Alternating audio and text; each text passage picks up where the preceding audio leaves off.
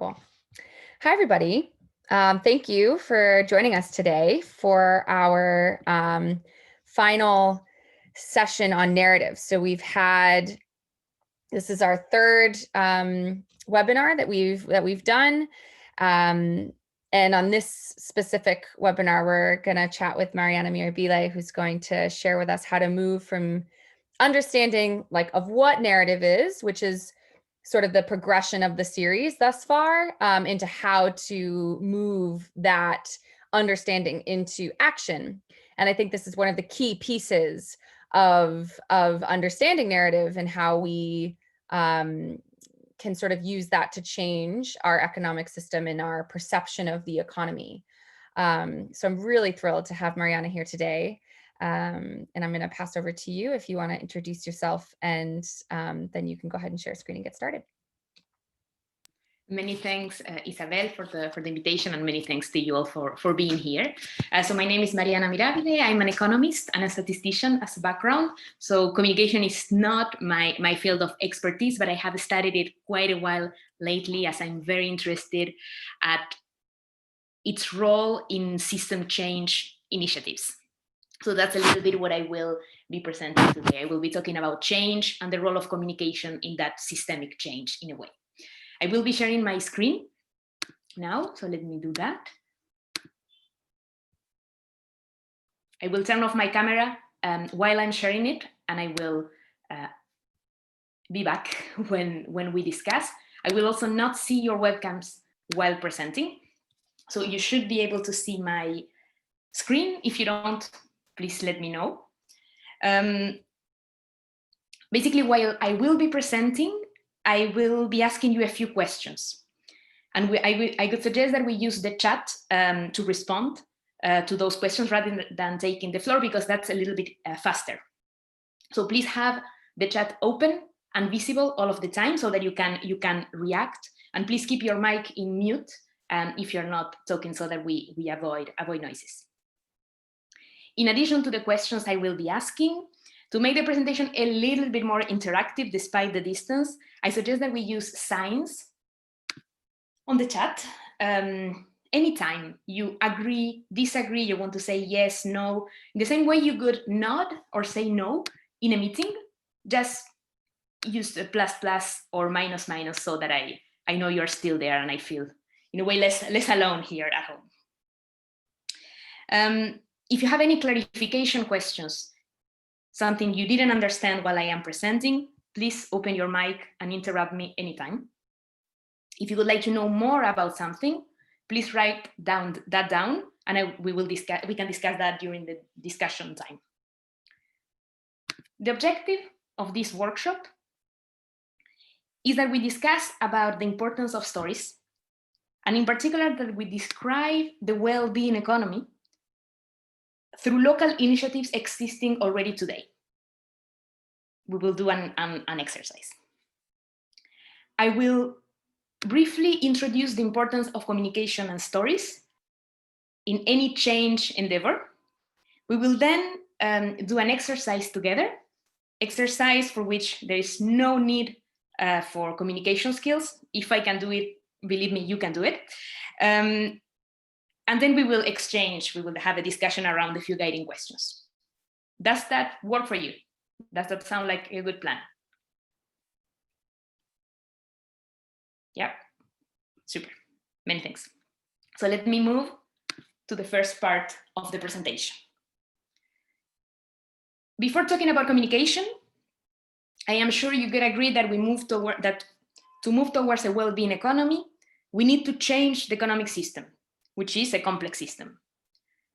And to do that, we actually need an idea, or at least a theory, of how change happens in complex systems. So I will start with the story of how change may happen in complex systems and how we may contribute to that change.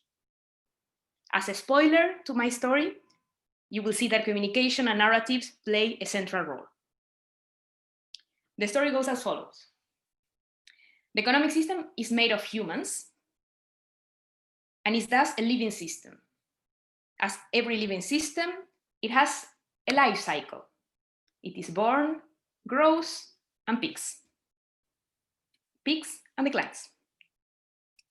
When a system approaches its peak, some people realize that it is starting to decline, and they start exploring alternatives. These people are what we call the pioneers, because they follow in their initiatives a different logic to the logic of the dominant system. They are in a way in a new paradigm, even before that paradigm actually exists. You can think of people running permaculture projects, cooperatives, local currencies. This is one of the roles needed to change the system. Now, do these alternatives to the system automatically give rise to a well-being economy? What do you think? Can these pioneers alone build a well-being economy on their own? Plus, plus, if you think they can, minus, minus, if you think they need help. Yeah, they actually need help. Because if these initiatives remain isolated, actually the dominant system will likely destroy or co-opt them. Because as any living system, it wants to survive. It wants to defend itself. It is only when these initiatives are connected, nourished, and very importantly, visible to the general public, that a new system, a second loop that we could call the well-being economy, starts to emerge. Pioneers do a big part of the work, but they cannot build a well-being economy on their own. They need help. They cannot run their farm, communicate, replicate their initiatives, lobby politicians, and learn at the same time. That's just a lot. Their role is to run the initiatives, and they need support with the rest. And that's where the other roles come in. I will just present 3 of them. There are catalysts. Catalysts are the people or organizations that connect pioneers among themselves and provide them with resources, research, training, documentation, help with governance. They create spaces where they can meet. This helps the replication of the initiatives and the emergence of synergies. They get to collaborate. Another key role are system tweakers. These are the people working within the dominant system to create conditions that facilitate the spread of initiatives following a different logic. For example, campaigners that advocate for biological and local food in public schools, which increases the demand for a more environmental friendly agriculture. Because to build the well-being economy, we need both the demand and the supply side. And then we have communicators, which play a critical role. Communicators make the initiatives by the pioneers visible to the public. This is key, as people cannot go somewhere they have not first imagined. If we want support for a well-being economy, people need to be able to understand what that means for them.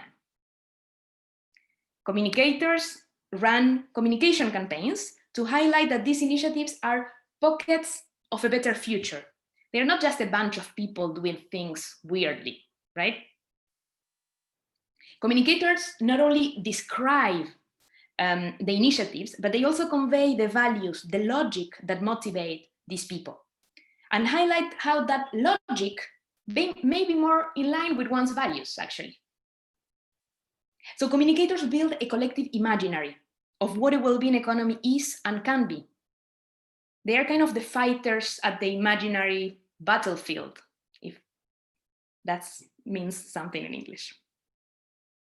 So communication mobilizes people to jump to the second loop by creating longing for it.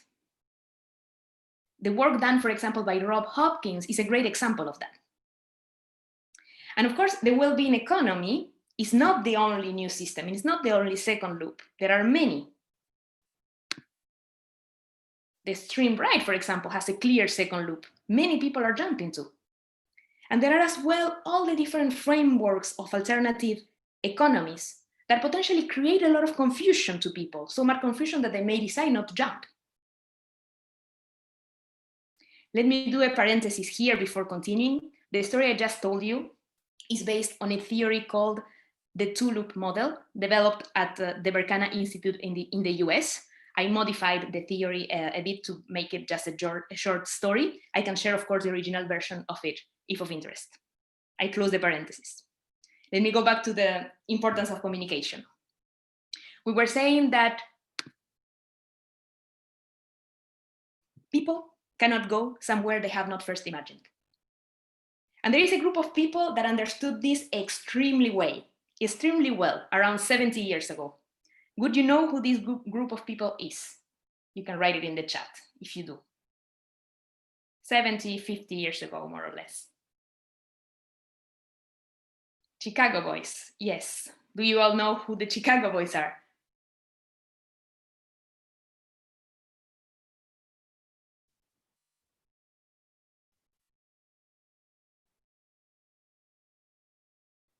Do you recognize this picture? Actually, neoliberals understood this very well. This is a picture of the first meeting of the Mont Pelerin Society. Neoliberals understood this very well, understood the role of communication very, very well. And it could even be that this understanding explains a good part of their success. They shaped, in a way, the way we see reality. And our collective imaginary, at least in the West, has a lot of neoliberal ideas embedded in it. We sometimes don't even realize that is the case. Now, are we good? Are we good at building a collective imaginary of what a well-being economy is? Are we coordinated enough to show what we mean by it? Do we know what are the key messages that we want to pass? Do we repeat them enough? Are they clear to the public? Communication has a critical role in any change endeavor, as this is not what happens in reality. What happens in reality is more close to this or this. Would you know what the bar is? What is this kind of filter between us and reality? If you could use the chat to respond. Lens. And where do those lenses come from? What determines those lenses, that filter? What do you think? Perspective, ideology, and where does that come from? Upbringing, worldview, where does our worldview come from? Yes, values, where do they come from?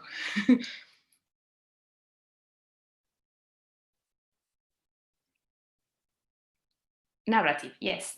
Actually, the bar, the filter between ourselves and reality are indeed our values and beliefs, which depend actually on the stories we have been exposed to. That's why stories are so powerful. Let me give you a few examples.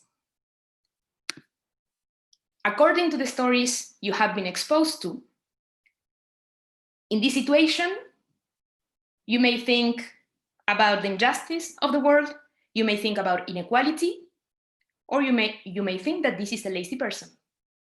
It really depends on the stories you have been exposed to. And of course, that really shapes your actions, who you will vote for, etc. If I say that this photo is a photo of a normal, typical city, would you agree with that? Do you find that photo to be a photo that could be your city? It does look normal in the West, indeed. And it looks normal because of the stories we have been exposed to. A lot of them are coming from the car industry for over a century. In these cities, and in most, if not all of the cities in the world, we are using the public space to store cars. Streets are a huge low-cost car storage. Does that sound that normal? Why could that be? Indeed, if I actually put when I saw a free spot, a chair and a table, that would look weird. Why? It's because of the stories we have been exposed to. Here is how a city could look like if we had been exposed to other stories. Very different, right?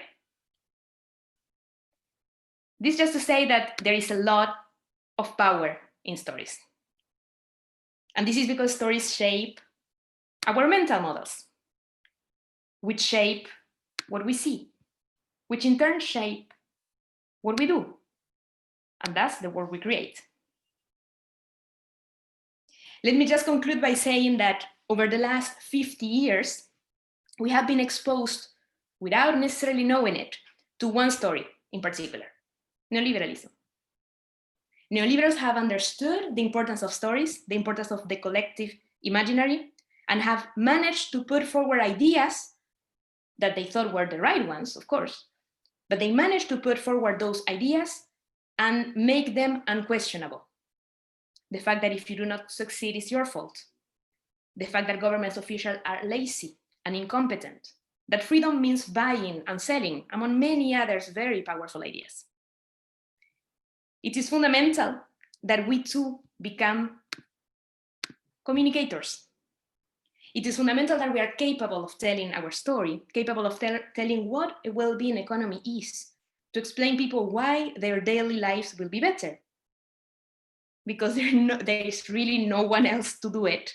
And if we don't do it, then it will be, of course, someone else's story that shapes the world. That is what is happening today. And it's not necessarily because it's better, it's just because it exists. I could suggest that we move to one exercise that I insist requires no communication skills at all, so don't start disconnecting now. Are there any clarification questions before we move to the exercise? Please take the floor if there are any. If there are none, then I continue. I would like to suggest that we do a role game. Guess which role we will take. Who guesses? It's not difficult. Communicators, yes, thank you. So we'll take the communicators role. The exercise goes as follows. We will use Miro. I will show you how it works. You are in front of a friend that is actually curious and open to the idea that we need a well-being economy. But he or she does not understand what it means, just too abstract. What does it mean for her or for him? The exercise goes as follows. Think about one initiative, alternative to the mainstream system that exists today and that you participate in or that you just know, and that if scaled up, it could be part of the well-being economy. Your objective is to explain to your friend in 30 seconds. You will have more time to do the exercise, just the explanation lasts 30 seconds. You need to choose actually one of these questions. He or she will ask you why you choose to participate in this initiative. Or maybe he or she is curious about one thing of its functioning that makes the initiative special, different to the mainstream version of it. Or maybe you mentioned that actually this is what the well-being economy looks like, and he or she doesn't understand. Why? Why is that? Choose the question that inspires you the most. And I will suggest that you write a response in a post-it. If you're done too quickly, then you can take another question. We will do this in Miro, and I will show you an example of one initiative I'm part of. So Isabel, if you can maybe share the Miro link in the chat, please, and I will share my screen. Stay with me for a few seconds so that I show you just how it works, in case some of you haven't used it in the past. So you should be able to access it. Just shared it. Exercise is anonymous, just for information, so really don't worry. And Miro basically, so here are the 3 questions I just mentioned. And the idea is that you take a post-it and you write about your initiative. We will have 4 minutes to do that. And let me show you how it works. So you can zoom or unzoom with your mic, like that, with your mouse, or you can just click here and do this. If you don't know where you are in the micro, you can open this and position yourself in the first, second, or third question. So I will position myself here, and I will show you my response. I am part of La Louve, which is actually a cooperative supermarket. And my friend asked me what makes it special. My response is that what makes it special is that one of the principles of La Louve is that we pay fair prices to producers. We do not impose the lowest prices possible as big supermarkets do. I think producers should be paid fairly for their work. I think they deserve that. So I am contributing to that through my everyday shopping. So that's my response to question 2. I also provided an example to question 1 and 3 in case useful.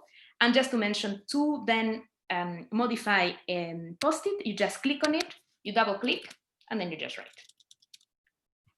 I would suggest that we take 4 minutes for that, so that you have a few minutes to think about initiatives and to write that down, and that I will open my mic in 4 minutes, starting now.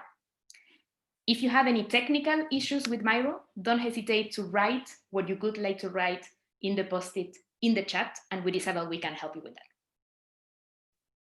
Good luck.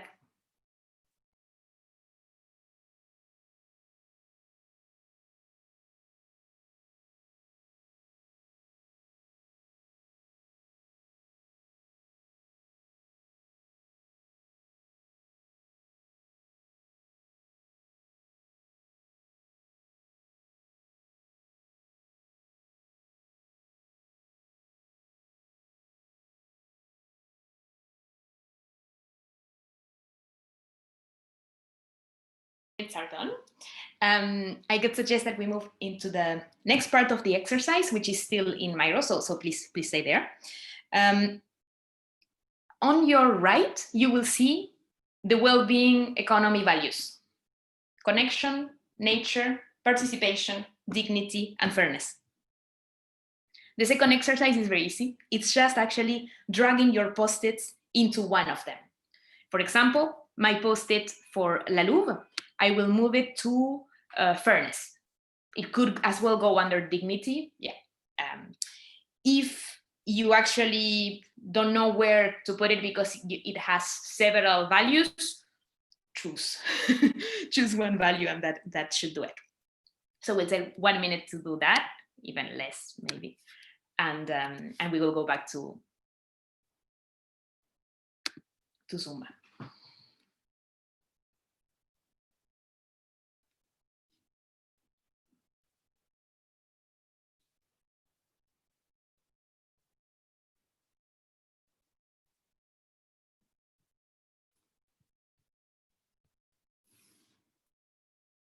See if actually, so there is a fairly good distribution in a way of values. Before going back to the Zoom and discussing, maybe just saying that this may seem a banal exercise, but actually communicating around how the well-being economy improves our everyday life is actually a fairly powerful way of communicating. I don't know if you are familiar with Free to Choose from Friedman. Maybe let's go back to the Zoom, so that I'm still sharing the screen, so you will be able to see. If you're not familiar with Free to Choose from Friedman, it's a series where actually they use this type of communication to explain neoliberal ideas, and it's fairly well done, actually. So it's an interesting one to watch. Let me share my presentation again, so that we move into the discussion section, if you agree. Here are the questions I suggest that we discuss, and if someone can write them down in the chat, that would be helpful, so that I do not share the screen anymore and I can open my webcam. Do you see potential in illustrating the macro level, so the well-being economy, through communication of micro level initiatives? If yes, why? If not, why? Are there enough communication efforts, in your view, on illustrating the well-being economy at the macro or the micro level? And if not, do you have ideas on how we could do better? I thank you very much for your attention and would suggest that we move into the discussion section.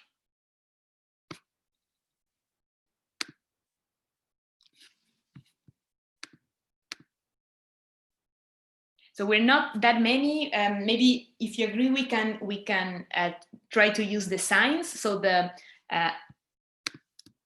asterisk to take the floor, so that actually, or just raise your hand as you prefer. Yeah, Mofgufu. Go ahead.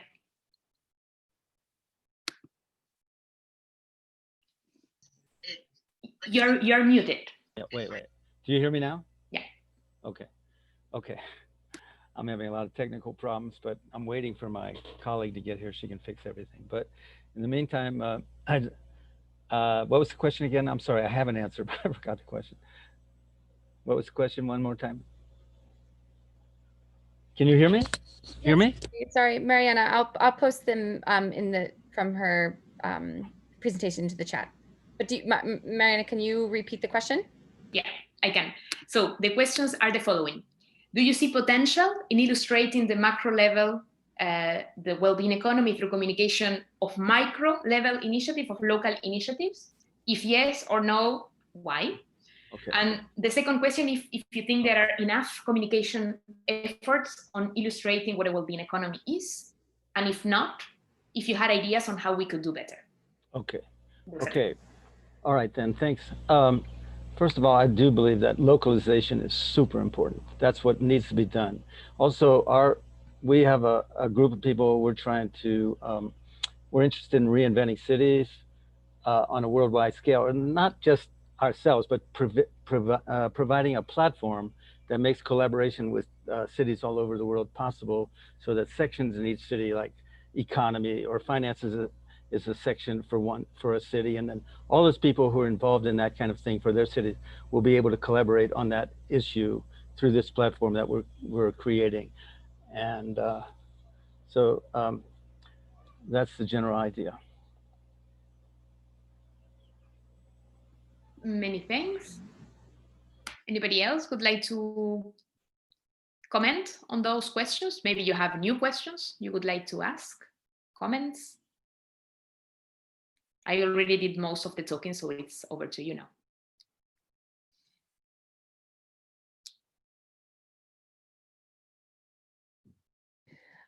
Maria. Oh, no, go ahead.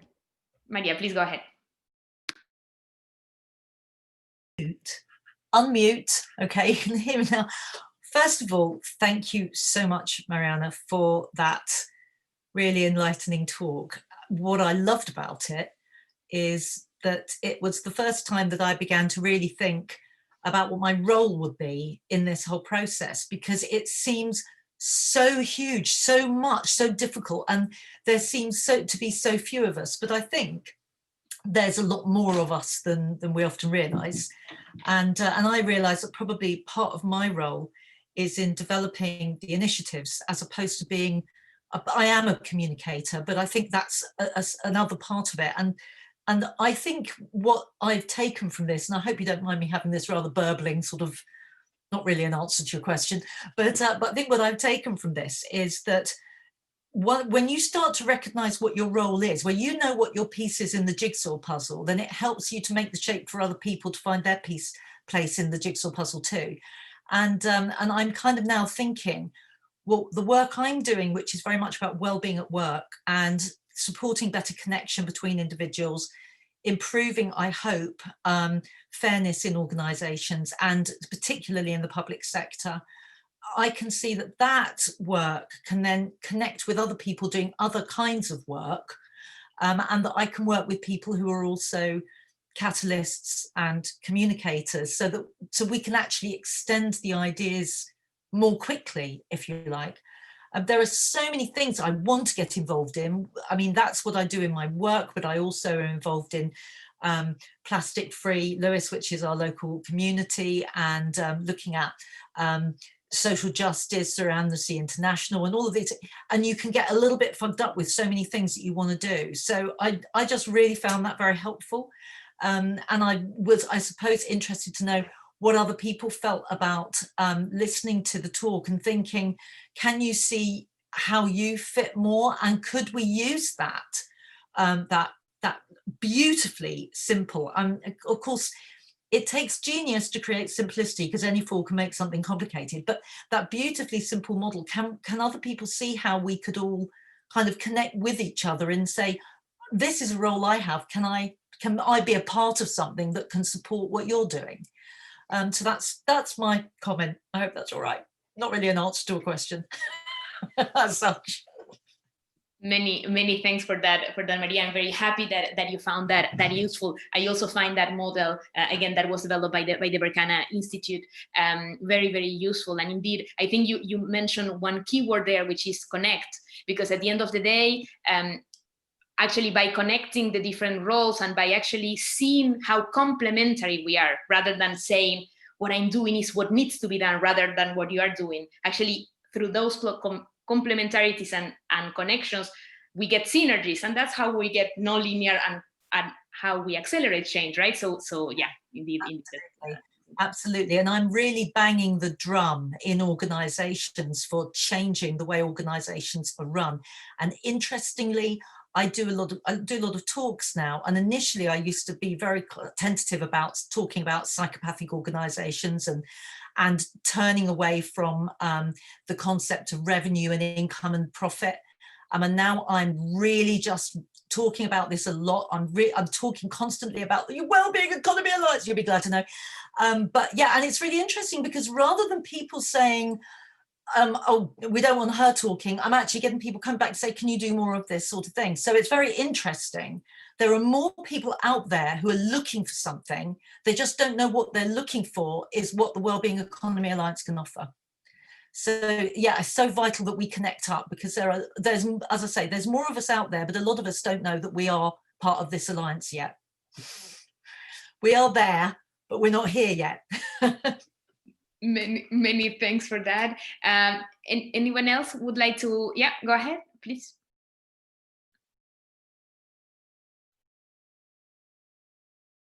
You're muted. We cannot hear you. And in the meantime, if anybody else would like to take the floor, please put a star in the chat, or just for those that have the. Okay, now do you hear me? Did you mute me? Yeah. I'm saying that you're talking about connection. Well, that's exactly what we're doing on a large scale with Utopia Cornucopia. I think I put that up there. I'll do it again. We're creating a giant network that's set up for millions to billions, because there's millions of people with organizations doing stuff all over the planet, but they're all separate. So we want to put them all together and put a platform where it's the state of the art for collaborating and organizing.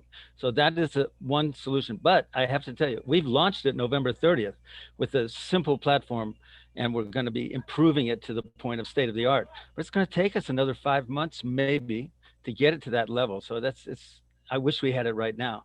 And the other thing I wanted to say was that we're also promoting the idea of horizontal governing or organizing as well, instead of vertical. And we would like to see all governments, now this seems like an ambitious idea, but this is the idea. All governments restructured from vertical to horizontal, because horizontal is virtually incorruptible. Now, if you look at Transition Towns Initiative and Local Futures with Helena Norge Hodge, something like that, they're really into this already. They've been doing it for years, and we're in touch with them. We want to bring everybody together so that the best ideas and solutions. We're also creating a website that will be a growing list of all the innovations in different categories so that people can have access to them. But this, all these things take a few months with the coding and the programmers, but we're doing it for real. And so I think I put on there the link to the horizontal governing, which we made a 7-minute animation that I hope you all take a look at, because that's when you organize on the local level, cities, it needs to be horizontal, so that everybody's doing in their own groups what they're good at and what they want to be doing, instead of some authority. That's all I want to say. That's great. Many thanks for sharing that, and it looks indeed like a very, very interesting initiative. Debs, over to you. I wondered whether it'd be good to think about the communication, I guess, around normal people. And I sort of class myself as that, sort of those on the hamster wheel whose day job isn't necessarily to deliver this. So I work in health, public health. So day job wasn't doing. I'm very, very fortunate now that actually some of what I do as my day job is around this kind of agenda. But I guess that's what, when I hear about friends whose job is to do whatever, anything else, talk about some of the issues around the wellbeing economy that they've heard on the radio or read here, I just think that's really exciting. And I think, so I guess you guys are the pioneers, and then it's about how do you get us, the normal people, involved in it, doing it as their day, not doing it, whose day job it isn't, but actually who it could be. So if you're an accountant, can you think about doing that in a way that is in a more conducive to the wellbeing economy? So you think about the governance of your organization. So those kinds of things. And I think it's really tough to go from the big, I think what Maria said, the big, oh my God, this is massive, it's a wellbeing economy, and it sounds wonderful. And then you say, well, what does that mean for me as an accountant or as a florist or as a this or as a that? And I'm not a communication person, but how can we make that connection between this massive big whole with a WHOLE to what I can do in my normal person day job? Many thanks for that.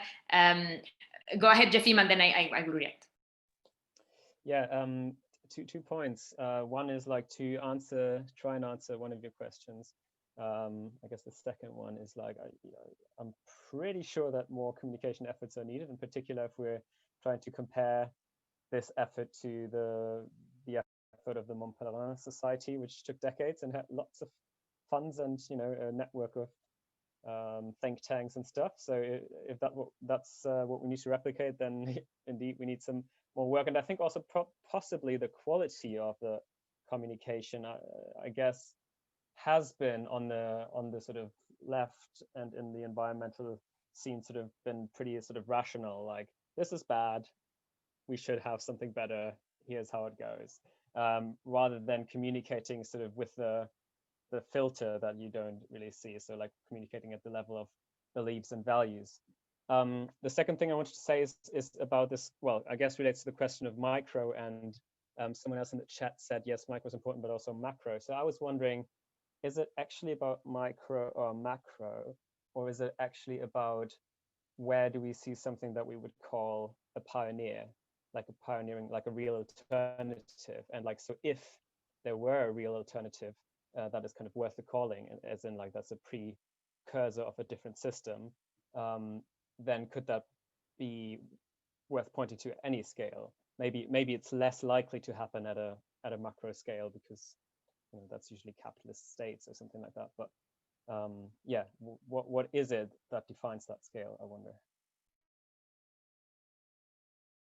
Many thanks for that. I don't see any stars in the chat, so I will try to react to those questions. I think that Debs, that what you mentioned is super important indeed, and I don't pretend to have the answer. I could argue that actually talking about the local level,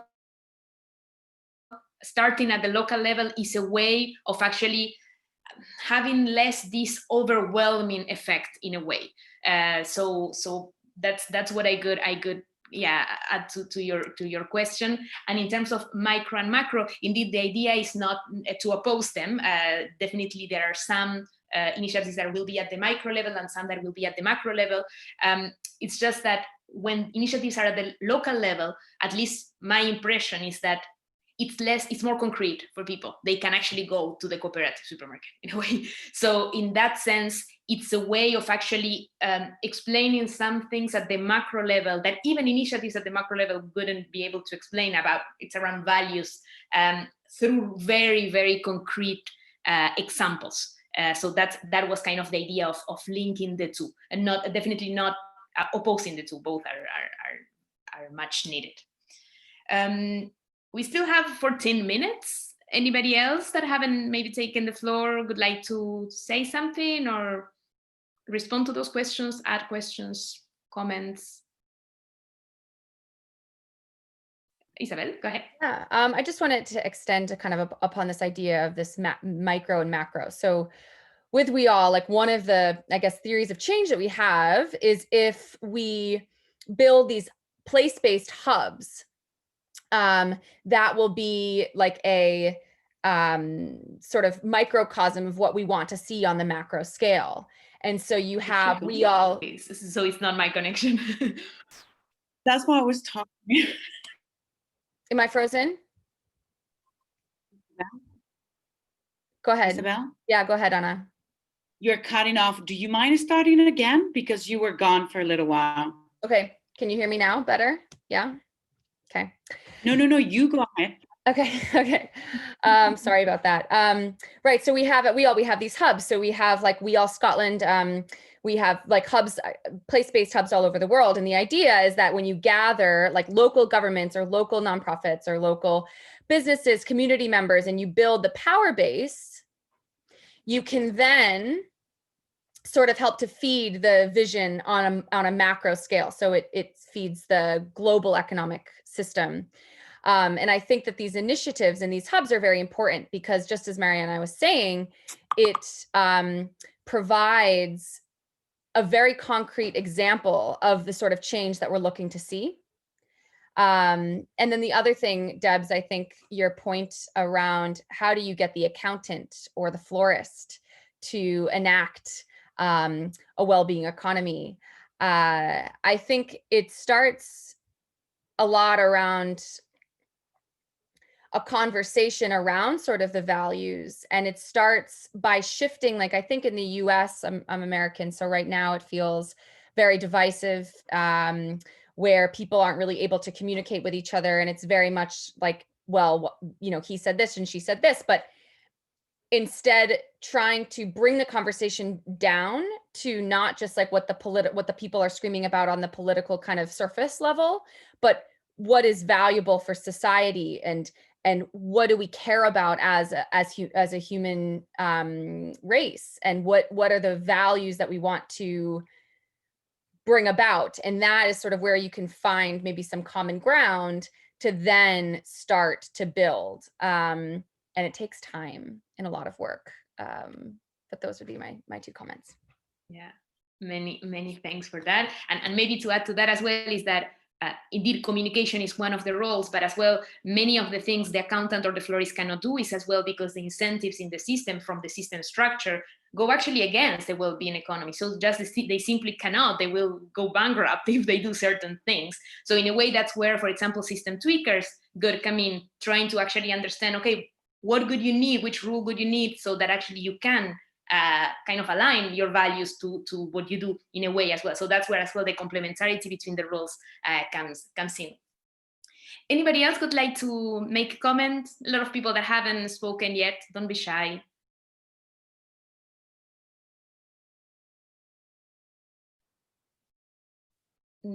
Yeah, so okay. Okay, if there are no more questions, I would suggest that maybe we stop there. If you're fine with that, if you would like to say something, the moment is now. Jesus? Yes. Hi. Hi. So I would like to ask to the fora here, what is, because the technique by which the Chicago boys actually obtained very good results for their proposal is actually something that we should copy in a way, or is that something that we should learn from? Is that movement something we should learn from? Because they actually used very much their macro power in terms of political power, political networking, academics, etc. So they introduced very much in the macro way, because they introduce their legal, I mean, their ideas inside the legal framework of countries. So I wonder, no, because you took Mariana, the example of the Chicago boys. Is there something that we should copy them? Is there something that we should not copy them? Is there something that we should do different? Just a question. Don't leave me alone with that one, please. I will give it a try. Actually, I would say that there are a lot of things that we could learn from them, definitely, because they have been very successful, as we could learn from any successful endeavor, I think. Of course, there are as well then considerations on what one thinks can be done and cannot be done. I could argue that in terms of communication, one thing that I really think we should learn in a way from them is the fact that for actually kind of building an imaginary for actually passing certain ideas, that needs an active effort. It's not something that happens, that just happens. And in that sense, and actually one needs kind of a coordinated active effort in a way. That is something that I think, at least in many of the projects and initiatives I've been involved in, communication is a second thought. And I think that's something we could learn from them, is that actually communication was a very, Friedman spent 3 years of his life after having won the Nobel Prize working on a TV series. So the Nobel Prize of Economics spent 3 years working on a TV series. He really understood the power of communication. I think that's something we should learn from, yes. Anybody else? I can share my slides. Peter asks, anybody wants to react to that previous question? Maybe? Jeffin, go ahead. Yeah, I mean, I would agree with you, Mariana, that like, as for the appreciating the role, the importance of communication, yes, absolutely, we've got a lot to learn, and sort of using some of the what they have learned about psychology, and at the same time, I guess we're kind of working from the other end of ethics, right? For one, so like a lot of the neoliberal project is, well, not only in terms of its outcomes, but also in terms of its means, its methods, is probably something that we don't want to copy in terms of like using double speak. Obviously, they're also working sort of downstream of, with a stream of capital, with buy-in from rich segments of the population that can fund those think tanks and those kind of things that we don't have. I think we have to work sort of somehow more with honesty, with shared values, and so in a sort of also reaching out more broadly. We can't sort of like use as many multipliers as they can, because they have more sort of financial power and sort of and communication power, or like media power, than we do, I think.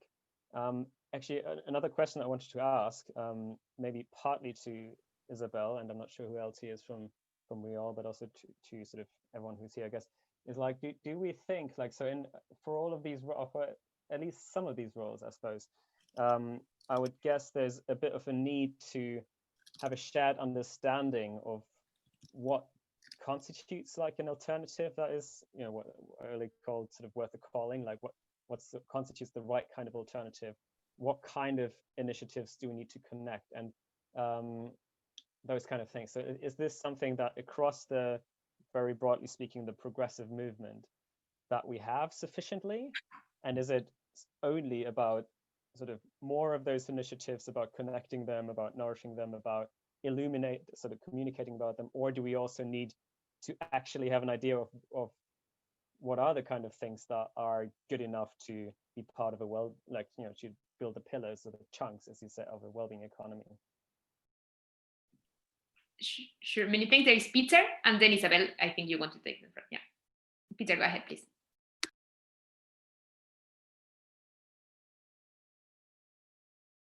You're muted. We cannot hear you. Sorry. Hello, everyone. How are you? I am sitting in the sunny Isle of Barbados, would you believe? I don't know where you all are, but I am an accountant. And you're talking about accountants. I had spent a career with a major firm of accountants, but I'm very involved here at the very micro level, both at the actual bigger level. From a Barbadian perspective, we're a tiny little island, as you know, but I am also very much, apart from trying to influence things at the highest levels of policy and bigger ideas, rather than wait for all that to happen, I engage on a very micro level with specific projects, really based around sharing and helping people, collaboration and sharing love, essentially. I mean, I think, isn't that what this is about? I mean, I'm, to me, it's a question, how are we going to be successful? What does success look like? How do we measure it? Are we all on the same page in terms of what that should be? And how